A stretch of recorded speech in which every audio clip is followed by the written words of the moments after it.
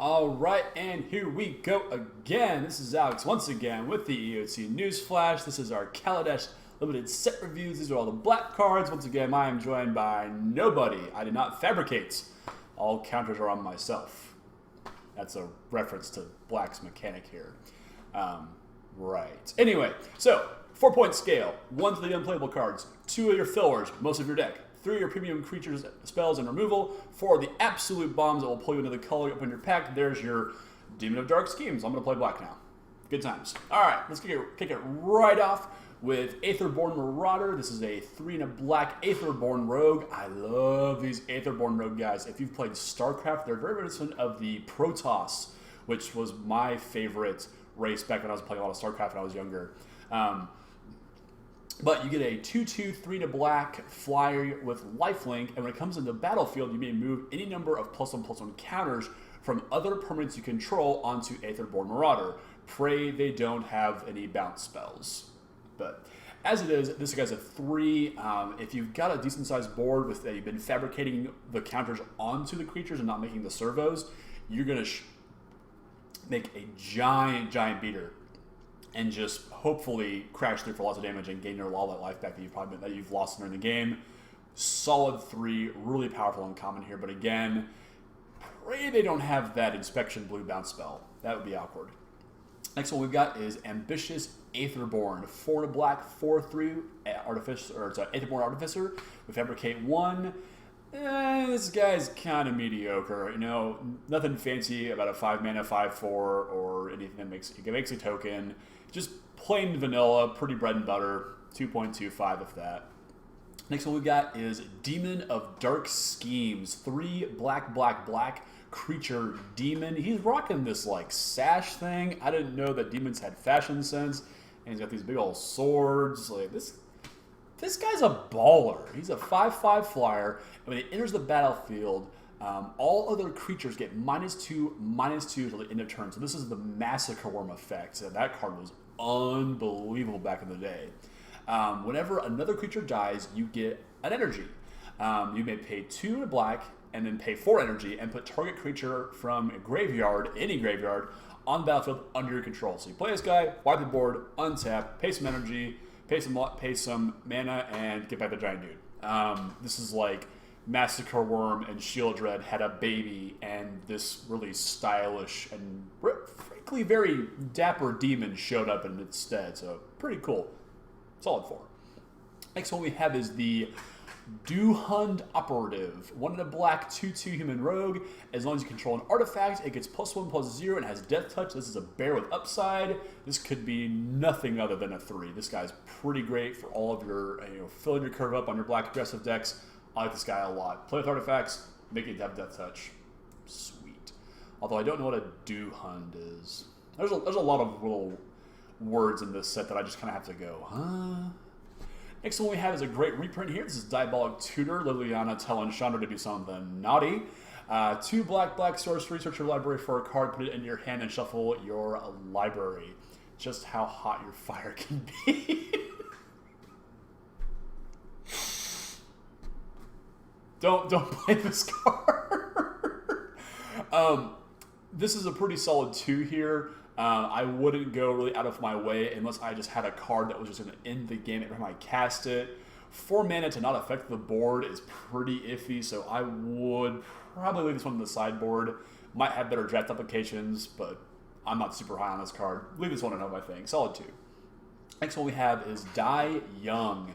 1 in a black sorcery to choose target creature and get 2 energy. You may then pay any amount of energy, so if you have some left over from another spell, you can pay that energy in addition to the energy you've already got off of the spell. That creature gets -1/-1 until the end of turn for each energy paid this way. So this is a pretty sweet spin on classic removal. Things like Doomblade and Ultimate Price. If you've been stockpiling energy, which all of the colors have a way to generate a pretty decent amount of energy over the course of a game, this could kill pretty big stuff very easily for not a lot of investment. I like this card a lot. This is a solid 2.5 for me. All right, next we have is the Dukhara Scavenger. It's a 5 and a black crocodile. 4/6 enters the battlefield. Maybe put target creature or artifact from your graveyard on top of your library. Regal effects are sweet. It's a big beater. Nothing too fancy, but a pretty solid 2.5 for the investment. I like this card a lot. Next one we have is Eliminate the Competition. This is the most violent card I think I've seen in a long time. Like, this dude is stabbing through his own arm into this poor guy's arm, and just like, man, what you gotta do is what you gotta do, but come on. 4 and a black sorcery has additional cost to cast Eliminate the Competition, sacrifice X creatures, destroy X target creature. So if you've got a decent board state, maybe off of some servo tokens you've been fabricating, just saying. This one is a solid 3 for me. It's a very, very good removal spell, I think. Next one we've got is the Umbral Bruiser. 1 and a black human warrior, comes to battlefield tapped and has menace as long as you control an artifact. That's a pretty sweet deal right there. Servo tokens, Thopper tokens, whatever you got. And coming down to play tapped is kind of mediocre, but it's not like he's going to be blocking anyway. You jam this guy sideways as much as you can. Give this guy a 2.5. Very, very powerful. Even without the artifact, it will trade up a lot of times whenever you attack it the first go around. Next one we have is Essence Extraction. 1 black instant to deal 3 damage to target creature, and you gain 3 life. So this is a really bad Lightning Helix, but Lightning Helix is good, and so therefore this is good, because even a bad Lightning Helix is a good Lightning Helix. Even War Leader's Helix is good. Another solid removal spell. It can't go to the face, which, not a huge deal, but this is going to kill a majority of the early game creatures you're going to deal with in your limited games. So I gave this one a solid 3. Very good removal spell. Next one we have is Fortuitous Find. This is a 2 and a black sorcery. Choose 1 or both. Return target artifact card from your graveyard to your hand, or return target creature card from your graveyard to your hand. So you're effectively getting a double Raise Dead for 3 mana. That's a really insane rate, especially when some of these artifacts are really, really powerful. I like this card quite a bit. I gave this a 2 just because you don't want to be jamming your deck full of a lot of these. But it's really good filler when you're looking for like maybe that 23rd, 22nd spell for the rest of your deck. Pretty solid. Next one we have is the Foundry Screecher. 2 and a black bat. 2/1 flyer whenever, and it gets +1/+0 as long as you control an artifact. So 3/1 flyers for 3 are pretty solid as well. Gave this guy a solid 3. Very, very good card, I think. Very aggressive black card at that. Here's one that I completely missed when I was reading the spoiler over earlier this morning. Fretwork Colony. 1 and a black insect. 1/1 that cannot block. At the beginning of your upkeep, put a +1/+1 counter on Fretwork Colony, and you lose a life. So it's kind of like this weird Phyrexian arena kind of thing going on here. Just gets super, super big, and if you can't block, you just want to be like jamming with this thing, and just the mental image this thing conjures up is just terrifying. If you don't like bugs. Ugh. Yeah, creepy card. But gave this one a solid 2.5 here. I like this card a lot as well. Gonti, Lord of Luxury. 2 black legendary creature, Aetherborn Rogue. He's a 2/3 with Death Touch. When it enters the battlefield, look at the top 4 cards of target opponent's library, exile 1 of them face down, then put the rest on the bottom of their library in any random order. For as long as that card remains exiled, you may look at it, you may cast it, you may spend mana of any color of any type to cast it. So if you have mountains, you can cast blue spells, essentially. Is that what that reads? This guy is nuts, and I was really hoping we got to see a lot more of these legendary Aetherborn Rogues, but I hope there's more Lords of stuff. So I think he's really cool, and I give him a solid 4. Being able to steal your opponent's spell out of their deck is really, really powerful, and it comes with a pretty nice body as well. Next one we've got is Harsh Scrutiny. 1 black sorcery. Target opponent reveals his or her hand. You may choose a creature card from it. That player discards that card, and you scry 1. So this is like Despise. It's kind of whatever. The scry is pretty underwhelming. I don't think it's worth all that much in your deck. Unless your opponent has a lot of really powerful creatures, I could see probably boarding this in. But other than that, it's a 2. It might be the 23rd card in your deck. I'm not too excited about playing this one though. Next one we've got is Lawless Broker. 2 and a black Aetherborn Rogue. 3/2 that when it dies, you put a +1/+1 counter on target creature you control.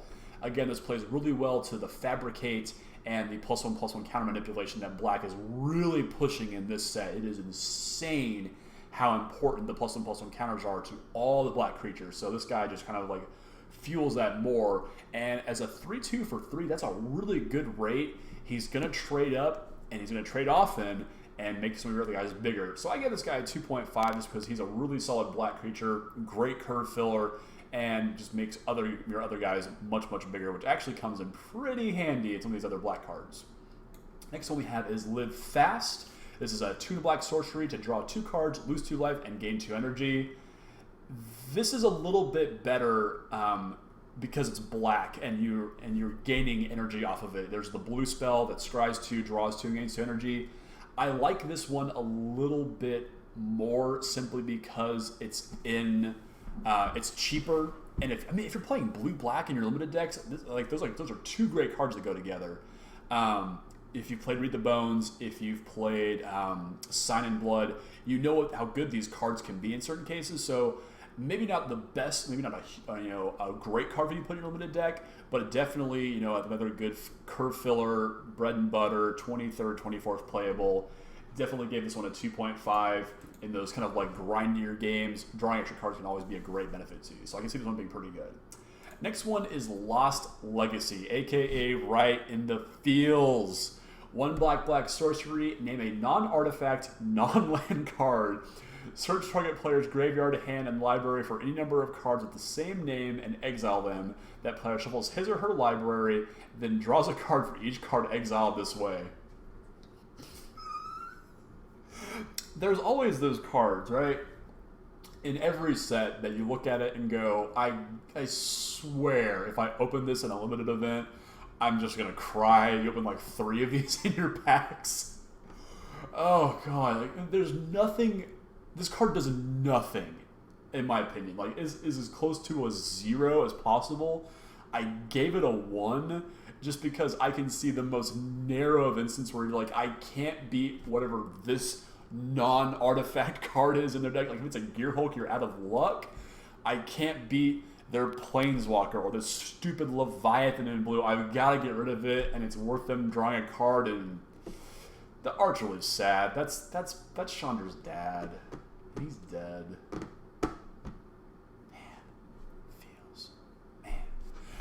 Moving on, we have Make Obsolete. 2 in a black instant. Creatures your opponent control gets -1/-1 until the end of turn. Now, this is kind of a tricky one to evaluate because there are not a bunch of X1s in this set, except in red. A couple of the Grem ones kind of fall in that category. That being said, if you're playing, I think this is where you want to put this card in your sideboard to start with and bring it in against certain matchups. If your opponent has a bunch of servos or Thopter tokens, this is a great one to use. Or if they make a big alpha attack and you block, or you're making the alpha strike and they block, you can use this to kind of like leverage the board a little bit better and potentially wipe their side of the board. So it's almost like a one-sided Wrath effect, but it's a little bit more conditional just because it is a very minuscule amount of stat changes. So use this one cautiously. Probably a sideboard card at best. If the format turns into more of an aggressive kind of looking thing, where there's a lot of X1s running around, I can see this being almost a 2, maybe a 2.5, but this is one that I would keep a very close eye on and play accordingly, start in your sideboard and go from there. Next one we got is Marionette Master. 4 black human artificer, fabricate 3, so you can either put 3 +1/+1 counters on it or make 3 1/1 servo tokens. When an artifact you control is put into a graveyard from the battlefield, target opponent loses life equal to Marionette Master's power. First problem with this card, why didn't you call it Master of Puppets of Wizards? I'm sure there's a trademark problem in there. I'm sure Metallica would have sued them because they like to sue people. Well, at least they used to. But come on! Master of Puppets! Pulling the strings! Smashing your dreams, come on, come on! Anyway, so this guy's a solid 3 here. I don't know how often you're going to make the tokens, because it's a very weird push-pull kind of thing here we're dealing with. You want it to be big enough to make the life loss relevant, but you want to make artifacts to go with it. So it's kind of weird in that regard.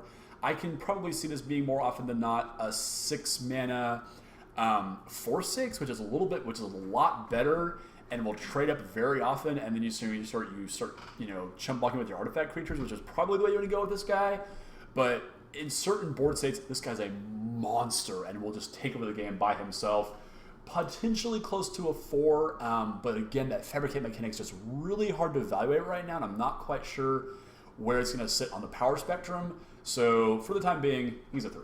Or she is a 3. She's a 3. Next one we've got is the Malphus Squad. 3 black Menace, 1/3/1 with Fabricate 1. It's a human artificer. I gave this guy a 2.5. He's a good solid curve filler. I think you will always put the +1/+1 counter on him, simply because by about the time you're playing this guy on curve, there's going to be more X2s on the board, and you want to be able to take out both of them. And being a 3/1 isn't great when it comes down to that. If he costs 3 mana, then you've got a better argument for that. But as he stands, he's just a pretty decent curve filler. 2.25, borderline 2. Next one we have is Midnight Oil. 2 black enchantment. Midnight Oil enters the battlefield with 7 counters on it. 7 hour counters on it. At the beginning of your draw step, draw an additional card and remove 2 hour counters from Midnight Oil. Your maximum hand size is equal to the number of hand counters on Midnight Oil. Whenever you discard a card, lose a life. 0. Don't play this card. Man, this card's dumb. There's this card in Standard. I get it. It's a harmless offering. You can give your opponent a Demonic Pact right now and let them lose the game. You can combo this somehow with that in Standard, I guess. But in Limited, don't touch this card at all. If it's in your rares, just ignore it. If it's your promo, I'm sorry.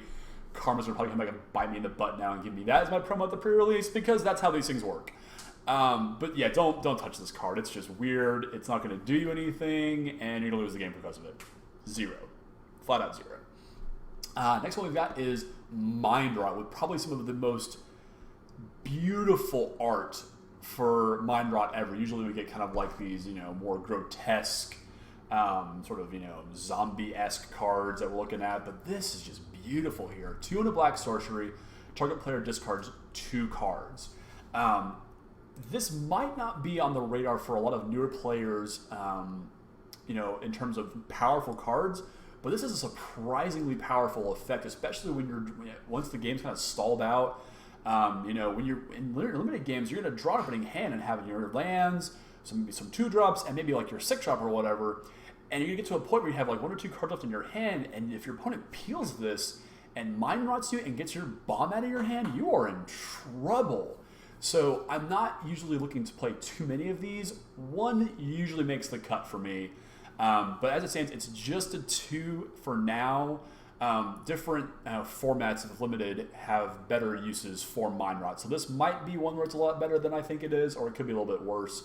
But as a curve filler and just a good, solid, playable card, I really like it a lot, and that art is just gorgeous. Next one we have is Morbid Curiosity. 1 black sorcery as an additional cost to cast. Morbid Curiosity, sacrifice an artifact or creature and draw cards equal to the converted mana cost of the sacrificed permanent. Now this is one that I can see easily putting into any black deck at any point, because you're going to be drawing 2, 3, 4, 5 cards with this. I mean, this is a really powerful effect. If your opponent has locked something down with the new Pacify, or the blue enchantment that gives it -4/-0, or just anything that's kind of like stopped a creature from being useful, whether it's, just it can't attack anymore for any reason, just getting rid of it and drawing new cards is always a great effect. So I gave this card a 2.5. This could almost be a 3 just because of how powerful the effect is. I could almost see this being played in Standard in some cases with some of those emerge cards like Wretched Griff. Huge advantage you can gain off of casting this card. This thing is really sweet. I like it a lot. Solid 2.5, maybe almost a 3 for me. Next one we've got is Night Market Lookout. 1 black human rogue. It's a 1/1. When it becomes tapped, each opponent loses 1 life and you gain 1 life. So it attacks for 1 damage and you do an extra point of damage with its ability.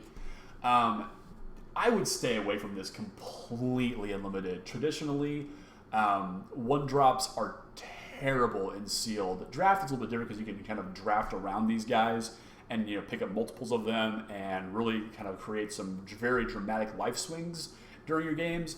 But in terms of just power, it has next to none effectively.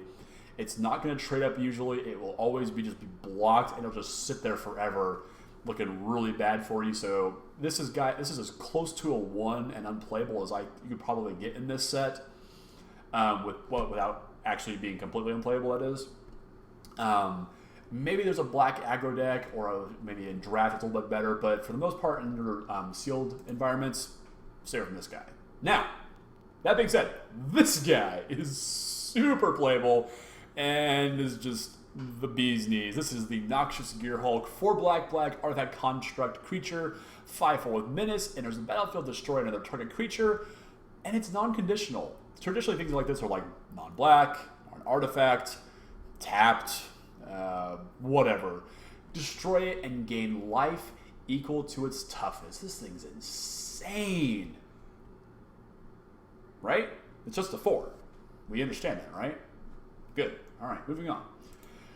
Oval Chase Daredevil, 3 and a black, 4/2. Whenever it enters the battlefield, whenever another artifact enters the battlefield under your control, you may return Oval Chase Daredevil from your graveyard to your hand. I like this guy a lot. He's going to trade up and oftentimes be chumped, but that's okay because he'll either kill what's chumping him, take both creatures with him, and you just play another artifact, and he comes right back. Awesome. Solid 3. Next one we got is the Prakhata Club Security.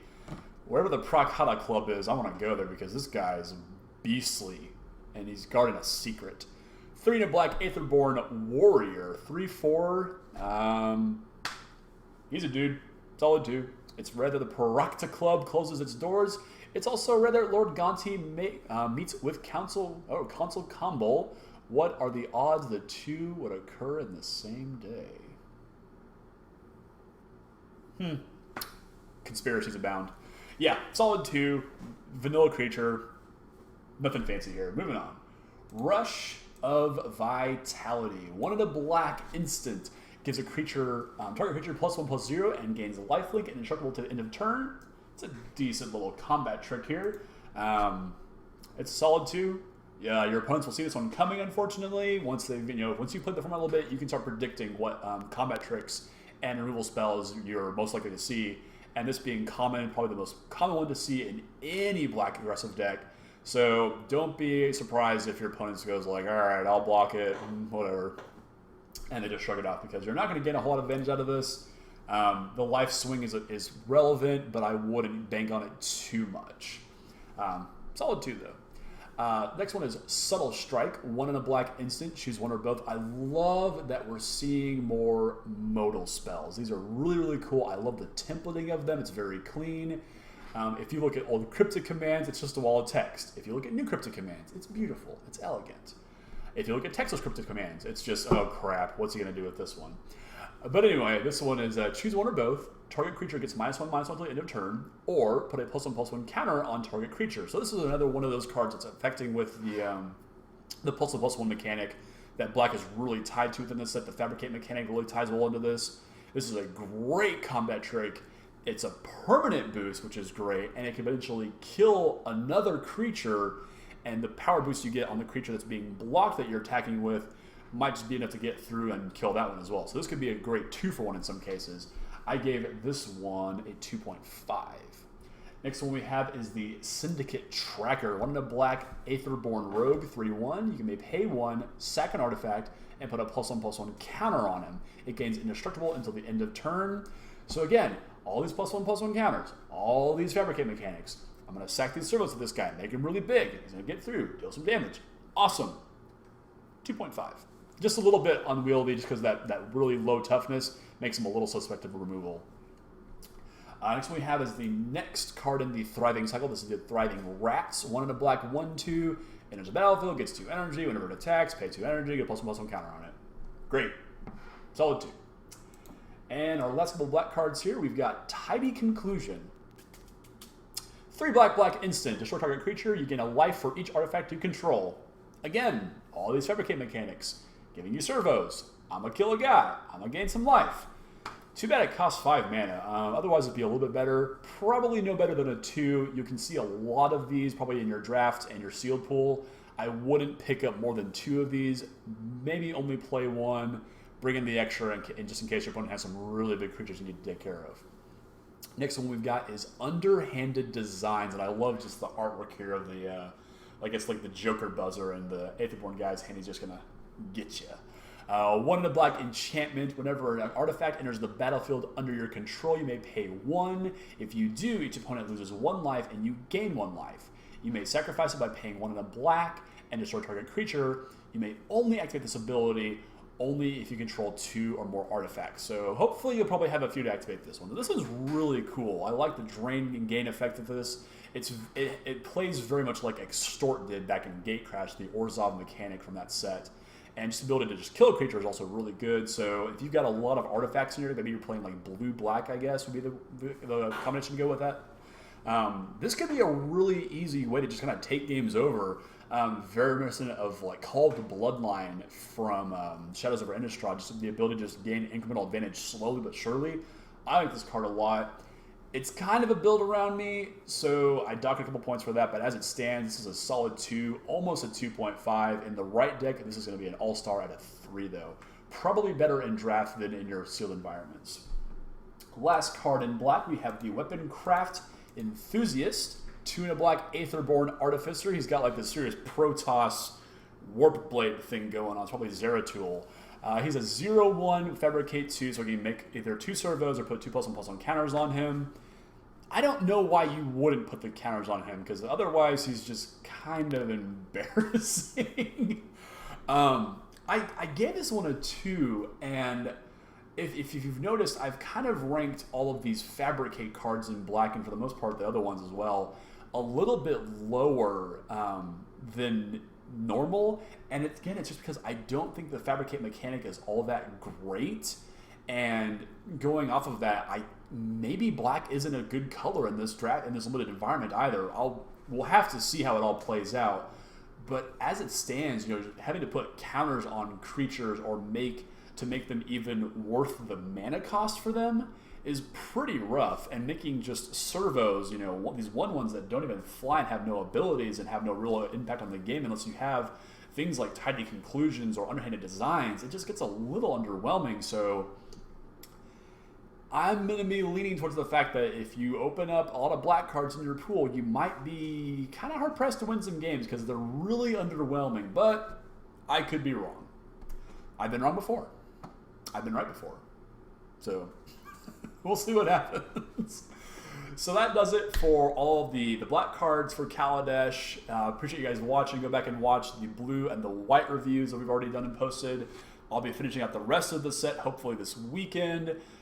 Use this as a tool to prep for your pre-release. Let me know your favorite card in Kaladesh. What are you most excited about opening at the pre-release? Let me know in the comments. And be sure to check out us every week over on MTGCast. Brand new episodes of the EOT Newsflash. Check us out on Facebook and Twitter and Twitch. We start doing some more streaming. And as always, thanks for watching, guys. And we'll get back to you guys here very shortly with the red cards. Thanks for watching, guys.